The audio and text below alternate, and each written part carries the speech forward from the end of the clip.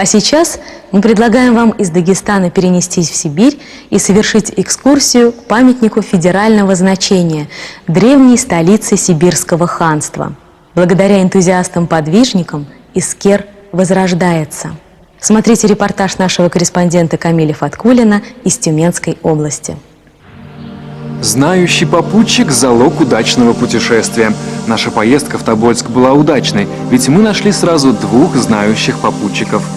Луиза Шамсудинова – создатель фонда «Наследие». Она влюблена в историю края, со вкусом рассказывает ее. Всем – детям, юным краеведам, туристам и любопытным журналистам. Луиза разработала этнокультурный маршрут. По этой тропе мы отправились вместе с ее подругой, краеведом Зайтуной. Это одно из самых значимых мест вообще для сибирской истории. Вот на этом небольшом островке, который вы видите перед собой, находится городище Искер. Здесь когда-то была столица огромного сибирского ханства. Сейчас же на этом месте остался небольшой островок. А когда-то это была могущественная столица могущественного государства. На этом островке примерно треть от древнего городища времен хана Мамеда. Иртыш, название которого переводится как «землерой», за века размыл остров и унес землю с собой. Восстановить древний Искер задумали местные энтузиасты. У Искера, безусловно, есть будущее. Это вот наши дети, это наша земля, это наши истоки. На сегодняшний день вот мы ведем работу такую хорошую по восстановлению, воссозданию этого городища Искер. Реконструкцию начали с мечети, и не случайно. В этом Луиза видит много символов. «Возродим духовность, поднимем Россию», говорит она.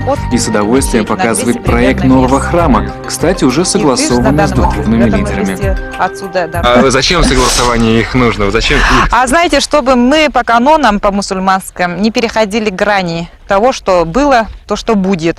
Потому что есть некоторые свои нюансы конкретные. Ислам на территории Западной Сибири, по данным ученых, появился 600 лет назад. Сюда его принесли миссионеры из Средней Азии, суфийского ордена. Миссионеров хоронили на берегу Тобола и Иртыша. И эти места, где они похоронены, они называются Астана, издревле считались местом уважения у всех мусульман. Легендарные захоронения шейхов-миссионеров Астана есть и рядом с Искером.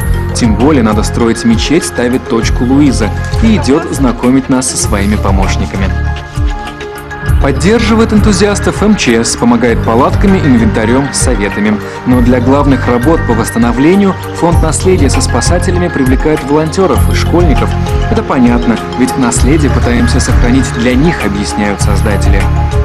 Это очень хороший пример. Во-первых, они просто так на улице, сейчас сами знаете, проблемы больших городов, не ходят. Они, если вот здесь работают, они подтягивают своих друзей, их становится с каждым днем все больше и больше. Они здесь и поют, они здесь и отдыхают, и работают. Вслед за мечетью фонд реконструирует поселение древних жителей Искера и построит музей. Из этих срубов получатся хорошие домики, теплые, они будут непродуваемые. В итоге появится музейный комплекс и фестивальный центр. Но уже сейчас, летом, здесь проводятся этнофорумы. Более 400 лет назад на этом месте впервые сошлись две цивилизации – русская и сибирская. Несколько лет в Искере находилась ставка казака-первопроходца Ермака. С годами противоречия забылись, и на берегу Иртыша появилась первая столица русской Сибири – Тобольск. Знаковое место для всех россиян, независимо от национальности и вероисповедания. Камиль Фаткуллин, Рафик Галеев, телеканал «Россия».